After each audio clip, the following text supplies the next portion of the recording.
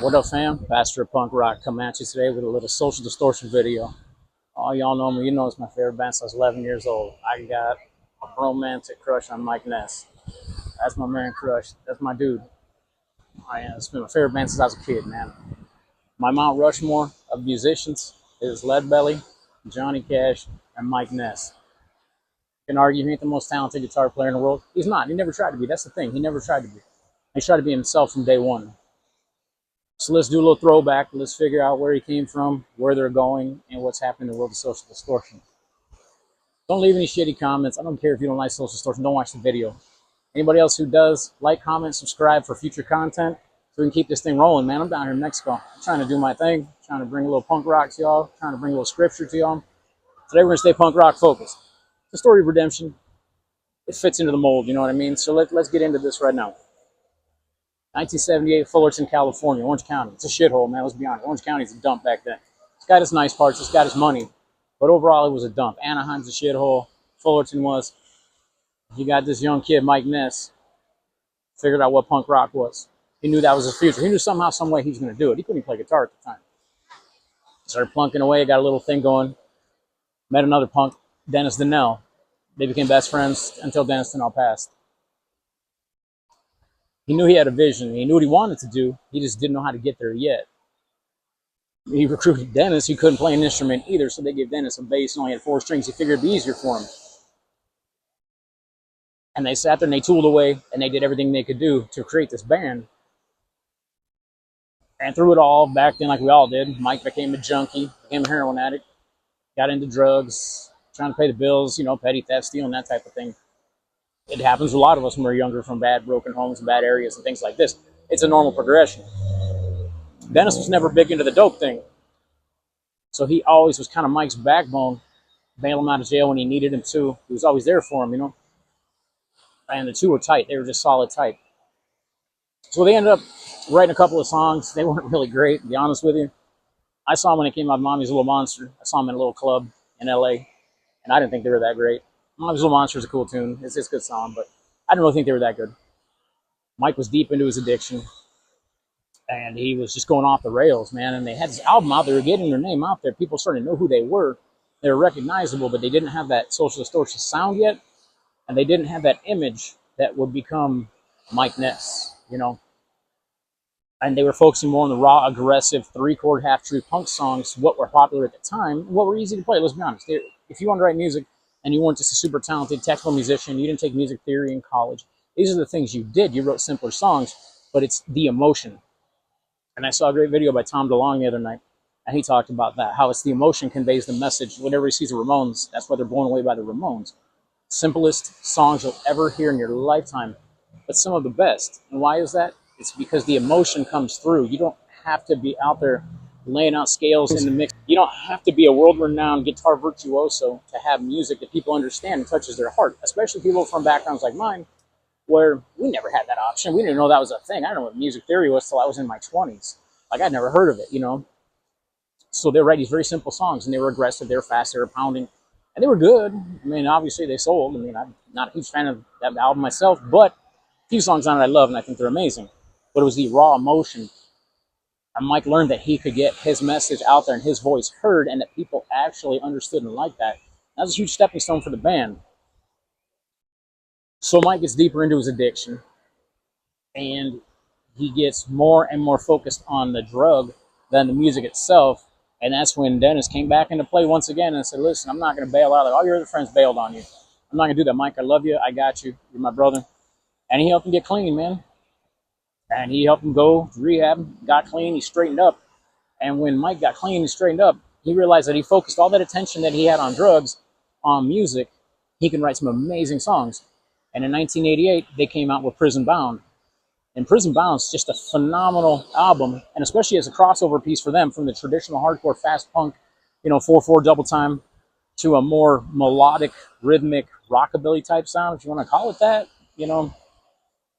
I just think it's just good rock and roll, good punk rock and roll, and it has songs on it like Lost Child, which all of us can relate to. Like, that's a big song for me. We all relate to that. We all know somebody like that, or we were like that ourselves, So these are the things that he focused on writing, and then Prison Bound because a lot of his friends had went to prison. California in the 80s and 90s, let's be honest, man, that was the time to go to prison. California's going to book you. If you're doing something stupid, they're going to book you on it. So he focused more on the writing and the musicianship of it. And it wasn't super technical, don't get me wrong. Nothing he's ever done is super technical. Anybody who's been playing guitar for 6 months or a year can actually learn one of his songs. It's not that hard, but it's the message it conveys. It's the emotion and the power involved in it. And that's the more important part. And so he focused on it. He wrote Prison Bound, and Prison Bound was a phenomenal album. Just absolutely killer.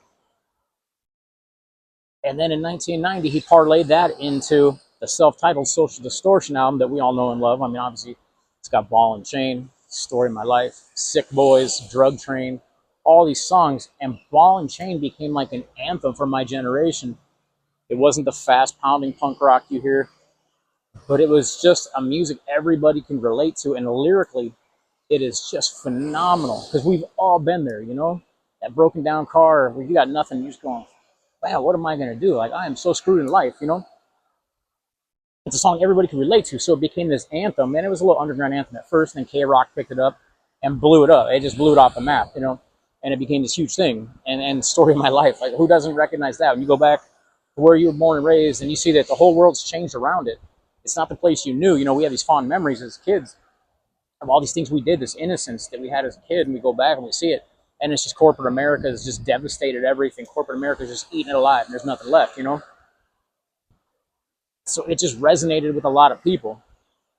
It's an absolutely beautiful album, just stylistically, lyrically, everything. It is just absolutely killer.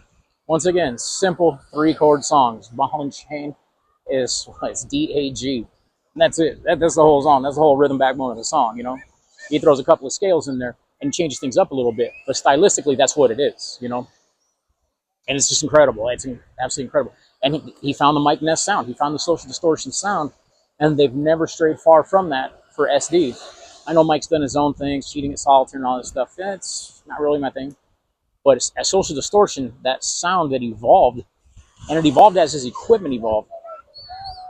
He quit playing the SG that he played on the original stuff, and you can hear that on Mainliner and a couple of the later releases, or re-releases of what he did. But he found that Les Paul sound with P90 pickups, and that defines him to this day. There is nothing that sounds like him. I've tried it. I've played gold top Les Pauls with P90s in them, and I've played them through every amp head you can think of in every cabinet, and I can't nail down that exact sound. Mike has his sound. Whatever he does, you know, the hand of God touches it. He has his sound, and it's incredible. And I've tried my whole life. I've been in Social Distortion cover bands. I cover them to this day, and I can never nail that exact sound, you know? During these transitions, Dennis moved over to guitar because he wanted to look cooler. Nobody on bass guitar looks as cool as you do playing a guitar, you know? Let's just be honest. Like, it's just not a thing, you know? So he started playing guitar, and he actually became pretty decent. He's a decent rhythm guitar player before he passed, you know? And he started parlaying that into producing music later on and stuff, and he was pretty good with that too. Like, he was a decent producer. So all props to him, no disrespect. But Mike nailed that Social Distortion Mike Ness sound. And to this day, you hear a Social Distortion song come on the radio, and you know exactly what it is. If it's from the Prison Bound era all the way to the new stuff, you know exactly who that is coming on the radio, even if you don't know the song. So that's, in its own, that's a huge thing, right? I mean, Gibson released a Mike Ness replica of his Les Paul. Like, that's how big his sound is and how amazing he is. They released a Gibson with his name on it. Pretty cool. So jump forward 2 years later, 1992, my personal favorite album came out, Somewhere Between Heaven and Hell. And for me, that was an even bigger departure from the original punk rock roots. Though it has some punk songs on it, don't get me wrong. It is such a deeply emotional, moving album. Every song on it, it's killer. King of Fools, Sometimes I Do, This Time Darling Is Not the Same. These are all just fantastic songs, man. And they wreck you emotionally if you get into them and you like Social Distortion. For me, anyway, they did. They destroyed me. Like, I was taken back. Like, oh my God, what is this he's singing? It's absolutely incredible. Every song touched my life at a certain point, you know? Then to cover Patsy Cline's Making Believe, like, that blew me away because I didn't really know a whole lot about Patsy Cline. I knew her, I knew the song, but the way he covered it, and just raw and emotional, and you can hear his voice just shaking throughout. Like, he put his heart and soul into it, and it was just a killer song. And I know it doesn't get a lot of airplay and things like that, but it was so good that years later, it got me into another band called Volbeat. Not punk, I know. They're rock, metal, whatever you want to call them. But it got me into Ball Beat because I was just Googling the internet and I found Making Believe and it said this band Ball Beat. And I see this dude, Michael Paulson, standing there and he's got a 335 on and the back of his arm says Social Distortion. That's his tattoo. And I was like, who the fuck are these guys, man? I gotta check these dudes out. They're from Denmark and shit. But that's how powerful that cover was, that they covered his cover. And they did it really good, too. They did a phenomenal job. Don't get me wrong. I love Ball Beat, actually. But that's how powerful that cover song was, that it translated into another generation 20-some years later, you know? You're touching people in other countries that don't even speak English. Like, you're touching them, and they want to cover your songs because you're that good. That speaks for itself. Then they came out with White Light, White Heat, White Trash in 1996. A little more back into the punk roots, a little faster, a little upbeat. Got some great songs on it, man. I Was Wrong, things like that. Just killer Bad Luck. I mean, just great tunes, man. A little more punk than Somewhere Between Heaven and Hell. But still that sound, man, you could hear it. The minute he strums that Les Paul, you can hear every note, the clarity in the notes on it. You can just hear it. It's not super saturated, super high gain. Has some gain to it, but it's not typical super high gain punk. It's just clearing. It's got that jangle to it from the P90s. You know what I mean? Mike's one made me play P90s. I took all the humbuckers out of my guitars and slapped P90s in every one of them because of that sound. Like, you can't replace that sound. To me, that's the most amazing sounding pickup in the world. That and a Filtertron. But that P90 and a Les Paul specifically, because Les Pauls are so muddy on the low end, they get so fat that if you don't turn the bass almost all the way down, you can't hear anything else. You know what I mean? So that P90 really gets that mid-range punch, and you get that chime and jangle, and like you can roll off the volume pot, and you can clean them up to almost perfectly clean. It's just an amazing pickup. If you don't play P90s, I suggest you have at least one Les Paul with P90s in it. Throw the humbuckers out. And I actually play an Epiphone Les Paul standard. It's not even a Gibson or anything. It's an Epiphone, and I've got P90s in it, and they're the most amazing pickup I've ever played. And they just sound absolutely incredible in the Les Paul. Now, Mike plays custom-made Seymour Duncan P90s. They're made to original spec. They fit right in the cavity of his 76, I believe it is. 76 Les Paul. You jerk out the P90s, you throw these Seymour Duncans in, they fit perfect. I mean, it's just plug and play. But they're amazing. So I'm a huge fan of P90s. So check out P90s if you don't know much about them. They're absolutely incredible. Whether they're dog ears on a Junior or actual soap bars in a Les Paul, they're incredible. I use humbucker size because I had humbuckers in mine. I ripped them out and put those in. But I digress. It's not a gear show. So then it came out in 1998 after the success of White Light, White Heat, White Trash, and they released Live at the Roxy, which is one of the best live albums you'll ever hear from any band ever. And I love all the live and the dives, you know, from NoFX and Lagwagon and things. They're great. Fat Records did a great job with their live ones. But Social Distortion, Live at the Roxy in 1998, if you want to hear the band at their peak with Dennis Donnell playing guitar, Mike singing and playing, emotionally and stylistically, to me, it's the best live album I've ever heard from pretty much anybody. And it was just their peak. Like, you could just feel it. Mike was on top of his game. Dennis was too. They knew what they were doing. They had a direction. They had a focus. They were on it.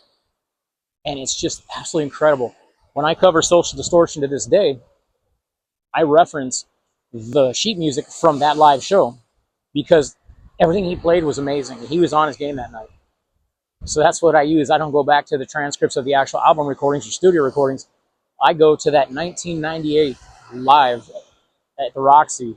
It's fucking incredible. You'll never, ever go back. Once you play it that way, it's killer. So coming off of that live record at the Roxy, they're at their peak. They're at their height, you know. I mean, they're Social Distortion. They're on every radio station in California anyway, because we have a lot of punk and alternative. And I'm sure around the country and around the world too.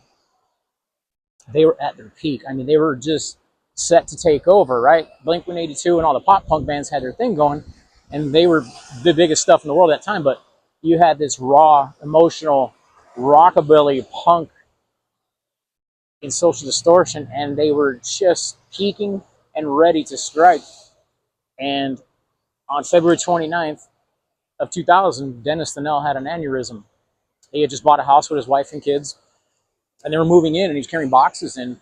And the story I've read multiple times is that as he was carrying boxes in, he had an aneurysm, and he dropped dead in the driveway, man. 38 years old, you know? He's 38. Figured I'm 52. Dude's 38, drops dead of an aneurysm at the pinnacle of his career, this band that he helped build, this relationship that he kept molded and going with Mike all these years, and he drops dead of an aneurysm at 38 years old, you know? Like, these are their best friends since they were 16, you know? And he's no longer there anymore. He's gone. Like, it's over. And Mike was just wrecked. He was just devastated, you know? So he took some time, and he needed to heal, and he needed to process all of this. So it took him 4 years to come out with their next record, Sex, Love, and Rock and Roll.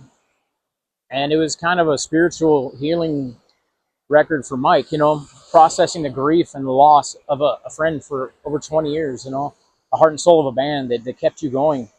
He was always there when you needed him, you know, he never let you down. He never said, I'm fucking done.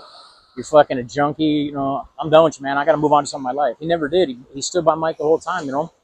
I hear Mike is left holding the bag, like, what happened? Like, this dude's supposed to be here for all of this, you know. This is when he's supposed to be here and enjoy what we built. And he was gone, man. And it destroyed Mike. It really did. It just wrecked him to the core. And how can it not? You know what I mean? A friend for that long. So he came out with Don't Take Me for Granted, is my favorite song in that record. And it's about Dennis, you know.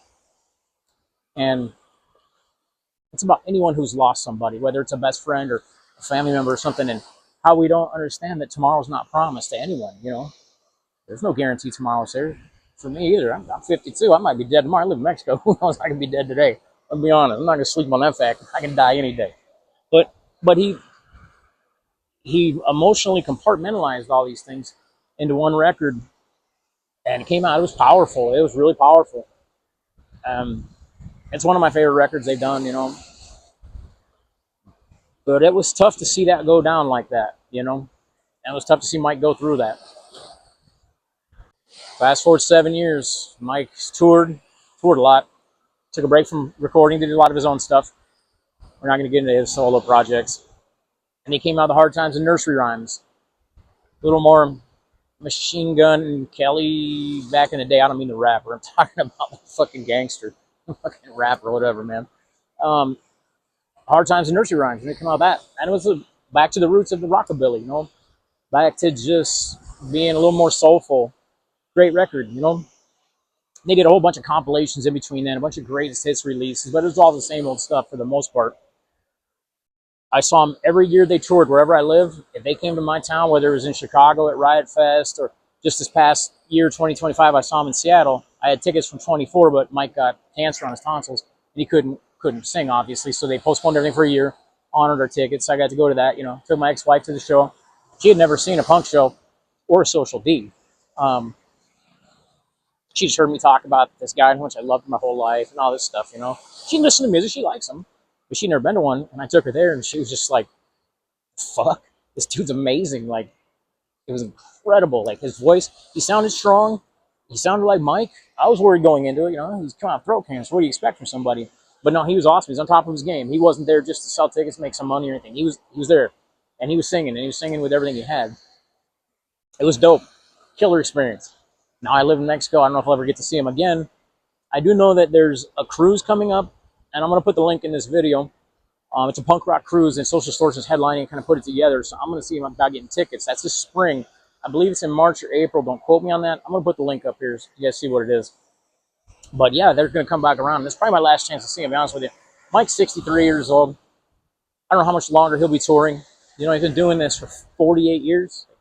At a certain point, you know, he still looks good. He still sounds good. I mean, he's Mike Ness. Like, I hope he doesn't stop. But I have a feeling that this might be one of the last big hurrahs. And I live in Mexico permanently, so I don't know if I'll ever get to see him again. This might be my last chance. I got to take that opportunity.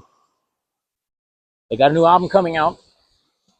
The single was supposed to be released the 26th of January of this year. I haven't seen it yet. I've been looking online. I haven't found it. The album's going to come out, and I believe that's probably what they're doing the cruise for, because the album's supposed to come out this spring as well. And it's been 15 years since they released an album, a new studio album, so that's going to be pretty dope. So I'm looking forward to that too. So yeah, that's my take on Social Distortion, man. Let me know what you guys think. I'll sit here and talk shit, because I just fucking block you. You guys are all assholes anyway. I love it. But let me know what you guys think. Let me know some of your highlights from some Social D shows, man. You know, post some pics. I'll throw some up too. Let's celebrate a career, man. It defined a generation. You know what I mean? Call them a sellout all you want. Tell you what, you give me that life and that career, I'll fucking sell out every time. So just know that. Don't ever sleep on that fact. If you're gonna offer me a ton of money, fame, and glory, I'm selling out. I'm telling you right now. Anyway, love y'all. Stay Christ based. Stay in the Word. God bless and amen. We annihilated the world before your very ears. So goodbye, everybody. And remember, please, for the next day or so, the terrible lesson you learned tonight.